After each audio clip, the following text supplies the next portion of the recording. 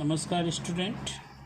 आज हम ऑपरेटर्स की कैटेगरी में बात करेंगे इंक्रीमेंट डिक्रीमेंट ऑपरेटर। ओके, अभी तक हमने जितने भी ऑपरेटर्स की बात की है वो सारे के सारे बाइनरी कैटेगरीज़ के थे। बाइनरी का मतलब होता है उसमें कम से कम 2 ऑपरेंड्स होने चाहिए, जैसे मैथमेटिकल है, रिलेशनल ऑपरेटर है, बूलियन ऑपरेटर्स है। ओके, जो भी हमने अभी तक डिस्कशन किए उन सभी के अंदर करीब करीब 2 ऑपरेंड्स होते हैं। ओके, यहाँ इंक्रीमेंट डिक्रीमेंट ऑपरेटर जो है जैसे प्लस प्लस और माइनस माइनस, ओके, तो इसमें ऑपरेंड आपका सिंगल होगा, उसी के साथ प्लस प्लस वर्क करेगा। इसी तरह से ऑपरेंड आपका जो होगा उसके साथ माइनस माइनस ये वर्क करेंगे। ओके, तो प्लस प्लस करने से क्या होगा, उसमें बाय डिफ़ॉल्ट 1 है ना आपका इंक्रीमेंट हो जाएगा, और माइनस माइनस करने से उसमें बाय डिफ़ॉल्ट -1 का डिक्रीमेंट हो जाएगा, यानी सब्ट्रैक्शन होगा। ठीक है, तो ये जो ऑपरेटर है आपके वो यूनरी कैटेगरी के ऑपरेटर हैं। ठीक है, यूनरी ऑपरेटर्स कहलाते हैं आपके इंक्रीमेंट और डिक्रीमेंट ऑपरेटर। क्योंकि इनके साथ ऑपरेंड जो होता है वो सिंगल होता है आपका। ठीक है, इस तरह से ये बेसिकली आप ध्यान रखें। अब देखिए ये जो यूनरी ऑपरेटर होते हैं आपके, ठीक है, और या हम जो भी आप बात कर रहे हैं इंक्रीमेंट डिक्रीमेंट ऑपरेटर की, तो इसका एक एग्जांपल के तौर पे हम यहाँ पर समझते हैं। ठीक है, तो बेसिक हम शुरू कर रहे हैं यहाँ पर। जैसे मान लीजिए हमारे पास एक इंटीजर टाइप का वेरिएबल है ए, उसके अंदर हमने एक वैल्यू रखी 6। ओके, अब जैसे इसमें मुझे +1 करना है। ठीक है, तो हम यहाँ पर इन ऑपरेटर्स का यूज करें तो जैसे a++ लिखा हमने, ठीक है, या हम यहाँ पर ++ a भी लिख सकते हैं। तो इन दोनों से होगा क्या, a की जो वैल्यू है आपकी वो 6 से क्या बन जाएगी, 7 बन जाएगी। ठीक है, इसी तरह से यदि मैं डिक्रीमेंट ऑपरेटर यूज करना चाहूँ तो a लिख सकता हूँ मैं यहाँ पे। ठीक है, या -a, तो इससे क्या होगा, a की वैल्यू जो होगी वो -1 हो जाएगी, यानी 5 हो जाएगी। तो इन दोनों ही केस के अंदर a की जो वैल्यू होगी वो होगी आपकी यहाँ पर तो हो जाएगी 7। ठीक है, यहाँ 7 हो जाएगी और यहाँ पर इसकी वैल्यू क्या हो जाएगी, 5 हो जाएगी। ठीक है, तो ये ध्यान रखना। लेकिन ये जो ऑपरेटर्स हैं यहाँ पर, ठीक है ना, यहाँ पर एक इसमें बहुत ही इम्पॉर्टेंट चीज़ है कि ये दोनों के दोनों प्री एंड पोस्ट है ना, ये दो यहाँ पर सब डिवाइडेड कर रखा है, pre increment and post increment, pre decrement and post decrement. Okay, अब इनसे फ़र्क क्या पड़ेगा, प्री और पोस्ट होते क्या है। जैसे यहाँ देखिए, यदि मैंने यहाँ पर a++ लिखा है तो ये तो हो गया आपका पोस्ट, ठीक है, इंक्रीमेंट, और ++a किया तो ये प्री इंक्रीमेंट हो गया।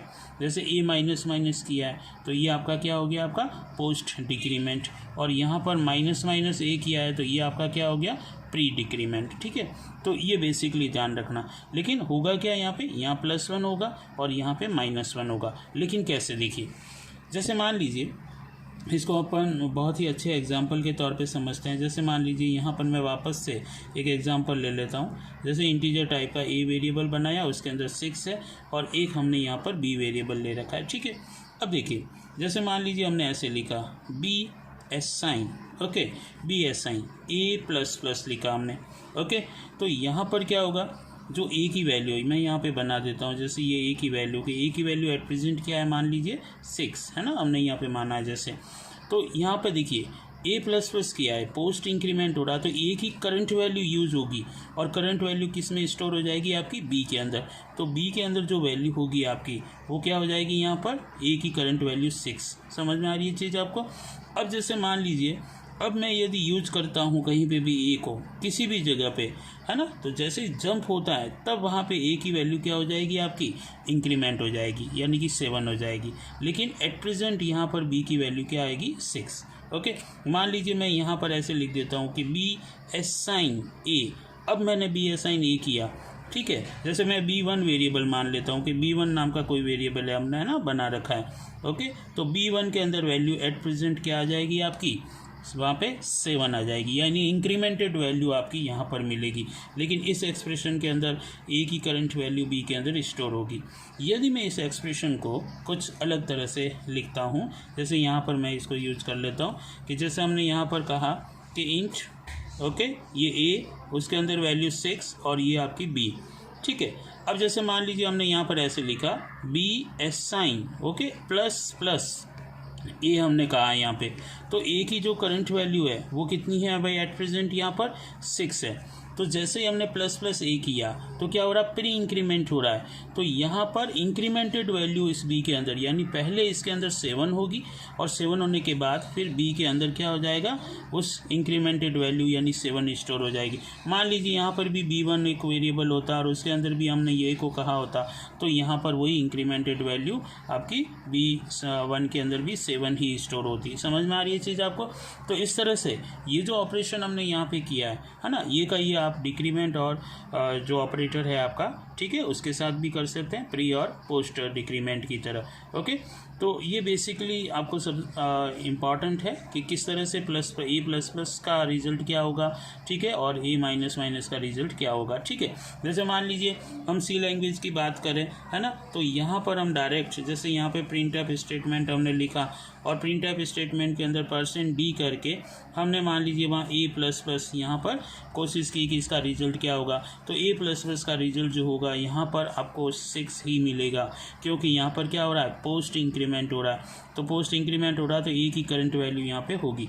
सपोज कीजिए यहाँ पर ऐसा नहीं करते और हम यहाँ पर प्लस प्लस ए को प्रिंट करवाते, सपोज कीजिए, तो यहाँ पर आपको क्या वैल्यू मिलती, 7 मिलती, ठीक है। तो ये स्टेटमेंट यदि एग्जीक्यूट होती तो 6 मिलती और प्लस प्लस ए करते तो यहाँ पे प्री इंक्रीमेंट होता तो यहाँ पर 7 आपको वैल्यू मिलती, ठीक है। जैसे सपोज कीजिए कि हम यहाँ पर कुछ इस तरह से, है ना, एक एग्जांपल मैं आपको और बता देता हूँ। जैसे मान लीजिए हमने इंटीजर टाइप का एक ए वेरिएबल बनाया, उसके अंदर जैसे मान लीजिए 5 वैल्यू है ना, एक बी बना दिया उसके अंदर मान लीजिए 6 वैल्यू है, ठीक है, एक सी बना दिया जैसे उसमें 7 वैल्यू है, ठीक है, एक डी है, चलो ये यहाँ पर एम्प्टी है आपका, ठीक है, इस तरह से। और हमने कुछ एक्सप्रेशन ऐसे लिखी कि डी एस साइन, है ना, हमने वहाँ पे लिखा कि ए प्लस प्लस, फिर प्लस किया, है ना, ये मैथमेटिकल ऑपरेटर आपका। उसके बाद जैसे मान लीजिए हमने यहाँ पर प्लस प्लस बी किया, ओके, फिर वापस से प्लस कर दिया यहाँ पर, ठीक है, और यहाँ पर हमने वापस से सी प्लस प्लस कर दिया। ये कुछ ऐसा आपके सामने एक एक्सप्रेशन आ गई। अब वहाँ पे पूछा गया कि मान लीजिए कि आपको डी की वैल्यू बतानी है कि डी में क्या वैल्यू होगी। तो देखिए यहाँ पे बहुत इंपॉर्टेंट चीज़ है, ए प्लस प्लस है तो ए की करंट वैल्यू, है ना, यहाँ पे 5 वर्क करेगी, ठीक है। उसके बाद देखिए प्लस प्लस बी है, तो प्लस प्लस बी है तो बी की वैल्यू क्या है, यहाँ पे 6 है, तो ये इंक्रीमेंट हो जाएगी पहले। तो बी की करंट वैल्यू की जगह वहाँ पर क्या मिलेगा, एक इंक्रीमेंट होगा, क्योंकि प्लस प्लस हो रहा है यानी प्री इंक्रीमेंट हो रहा है, तो 7 मिलेगा यहाँ पे। फिर सी प्लस प्लस हो रहा है तो सी की करंट वैल्यू यहाँ पे यूज होगी। समझ में आ रही है चीज़ आपको। तो यहाँ पे 7 हो जाएगा इस तरह से। अब ये सभी ऐड हो जाएंगे। ओके, तो यहाँ पर ऐड कर लीजिए इसको। 5 + 7 कितना हुआ 12, और 12 + 7 19, यानी कि डी की वैल्यू आपको क्या मिलेगी 19 मिलेगी। समझ में आई चीज़ आपको। तो बेसिकली आपको ध्यान ये रखना है कि ए प्लस प्लस है तो देखिए पोस्ट इंक्रीमेंट होता है तो ए की करंट वैल्यू वहाँ पे वर्क करेगी, है ना, यानी वो यूज होगी। प्लस प्लस बी किया है तो यहाँ पर करंट वैल्यू तो है लेकिन उसमें प्लस प्लस हो जाएगा तो वो 7 वर्क करेगा यहाँ पे, है ना।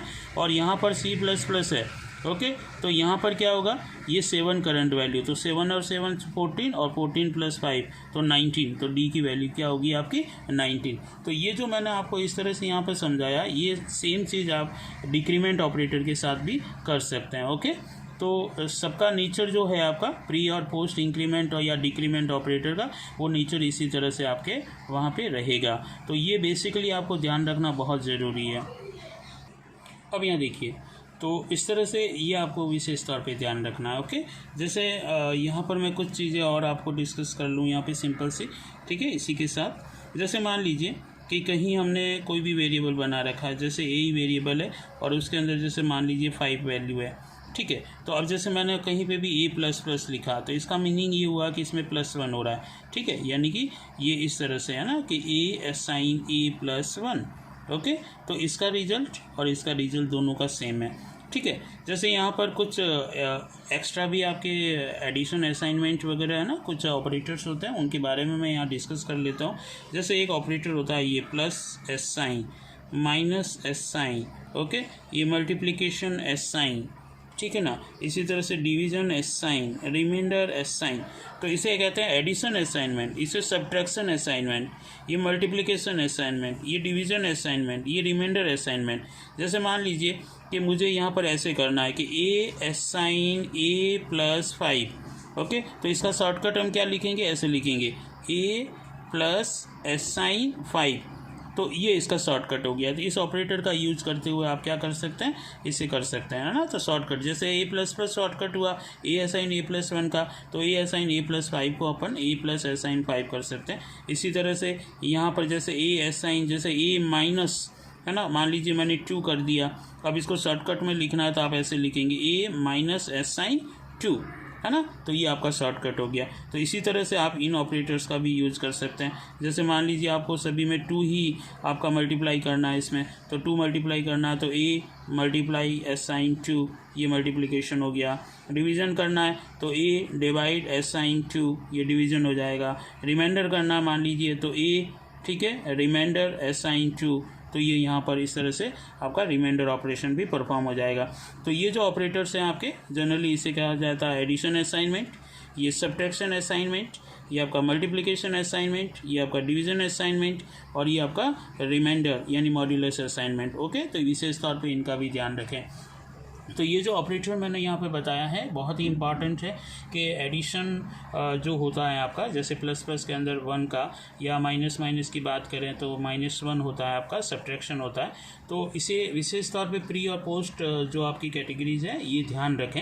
जैसा यहाँ मैंने बताया कि a प्लस प्लस होगा तो a के अंदर जो करंट वैल्यू वो यूज आएगी आपकी, और यदि वहाँ पर आपने प्लस प्लस a कर दिया तो करंट वैल्यू में +1 होने के बाद वो वैल्यू वहाँ पर यूज आएगी। तो ये बेसिकली थोड़ा सा आप ध्यान रखें। ओके, तो ये ऑपरेटर आपको बहुत अच्छी तरह से समझ में आया होगा। धन्यवाद।